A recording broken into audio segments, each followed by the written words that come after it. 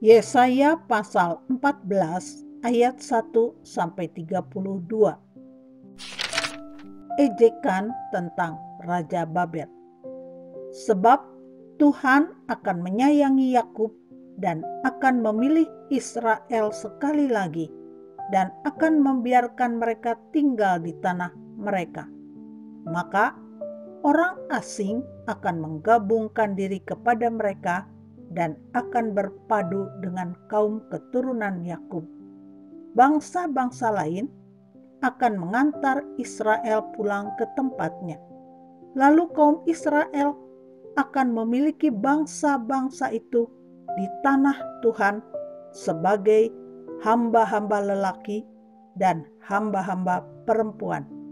Demikianlah mereka akan menawan orang-orang yang menawan mereka dan akan berkuasa atas para penindas mereka. Maka pada hari Tuhan mengakhiri kesakitan dan kegelisahanmu dan kerja paksa yang berat yang dipaksakan kepadamu, maka engkau akan memperdengarkan ejekan ini tentang Raja Babel dan berkata, "Wah, sudah berakhir si penindas, sudah berakhir orang lalim.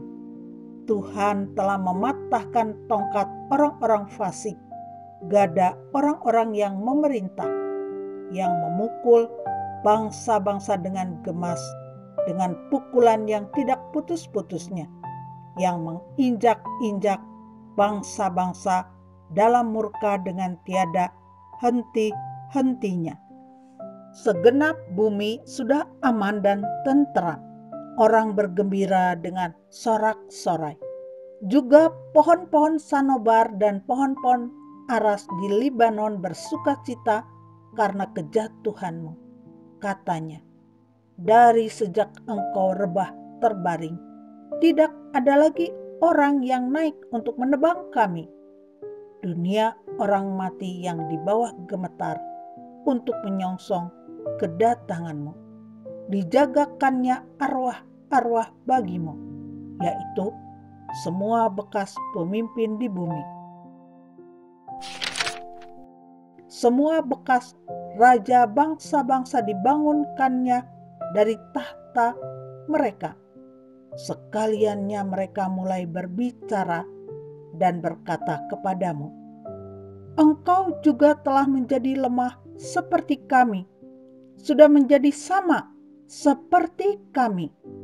Ke dunia orang mati sudah diturunkan kemegahanmu dan bunyi gambus-gambusmu. Ulat-ulat dibentangkan sebagai lapik tidurmu dan cacing-cacing sebagai selimutmu. Wah, engkau sudah jatuh dari langit, hai bintang timur, putra fajar. Engkau sudah dipecahkan dan jatuh ke bumi, hai yang mengalahkan bangsa-bangsa. Engkau yang tadinya berkata dalam hatimu, aku hendak naik ke langit, aku hendak mendirikan tahtaku mengatasi bintang-bintang Allah, dan aku hendak duduk di atas bukit pertemuan, jauh di sebelah utara. Aku hendak naik mengatasi ketinggian awan-awan, hendak menyamai yang maha tinggi. Sebaliknya, ke dalam dunia orang mati engkau diturunkan, ke tempat yang paling dalam di liang kubur. Orang-orang yang melihat engkau akan memperhatikan dan mengamat-amati engkau. Katanya, inikah dia yang telah membuat bumi gemetar dan yang telah membuat kerajaan-kerajaan bergoncang, yang telah membuat dunia seperti padang gurun dan menghancurkan kota-kotanya, yang tidak melepaskan orang-orangnya yang terkurung pulang ke rumah? Semua bekas raja bangsa-bangsa berbaring dalam kemuliaan, masing-masing dalam rumah kuburnya. Tetapi engkau ini telah terlempar jauh dari kuburmu, seperti taruk yang jijik, ditutupi dengan mayat orang-orang yang tertikam oleh pedang dan jatuh tercampak ke batu-batu liang kubur seperti bangkai yang terinjak-injak. Engkau tidak akan bersama-sama dengan raja-raja itu di dalam kubur, sebab engkau telah merusak negerimu dan membunuh rakyatmu. Anak cucu orang yang berbuat jahat tidak akan disebut-sebut untuk selama-lamanya. Dirikanlah bagi anak-anaknya tempat pembantaian oleh karena kesalahan nenek moyang mereka, supaya mereka jangan bangun dan menduduki bumi dan memenuhi dunia dengan kota-kota. Aku akan bangkit melawan mereka. Demikianlah firman Tuhan semesta alam. Aku akan melenyapkan nama Babel dan sisanya, anak cucu dan anak cicitnya. Demikianlah firman Tuhan. Aku akan membuat Babel menjadi milik landak dan menjadi air rawa-rawa. Dan kota itu akan kusapu bersih dan kupunahkan. Demikianlah firman Tuhan semesta alam. Ucapan ilahi terhadap Asyur. Tuhan semesta alam telah bersumpah firman-Nya. Sesungguhnya seperti yang kumaksud, demikianlah akan terjadi. Dan seperti yang kurancang, demikianlah akan terlaksana. Aku akan membinasakan orang Asyur dalam negeriku dan menginjak-injak mereka di atas gunungku. Kuk yang diletakkan mereka atas umatku akan terbuang. Dan demikian juga beban yang ditimpakan mereka atas bahunya.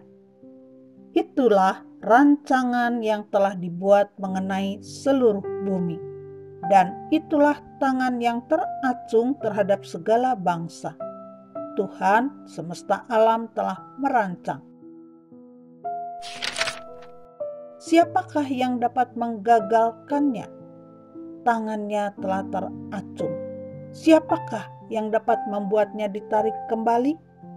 Ucapan ilahi terhadap Filistea. Dalam tahun matinya Raja Ahaz, datanglah ucapan ilahi ini.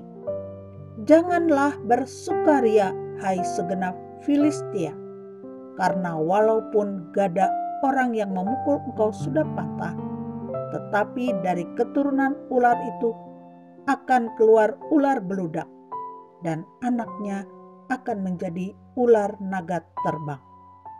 Yang paling hina dari umatku akan mendapat makanan, dan orang-orang miskin akan diam dengan tentram. Tetapi keturunanmu akan kumatikan dengan kelaparan, dan sisa-sisamu akan kubunuh. Merataplah, hai pintu gerbang, berteriaklah, hai kota, gemetarlah, hai segenap Filistia. Sebab di sebelah utara sudah mengepul asap perang, dan barisan musuh maju tanpa ada yang mundur. Dan apakah jawab yang akan diberi kepada utusan-utusan bangsa itu? Tuhan yang meletakkan dasar Sion, dan di sanalah orang-orang yang sengsara dari umatnya mendapat perlindungan.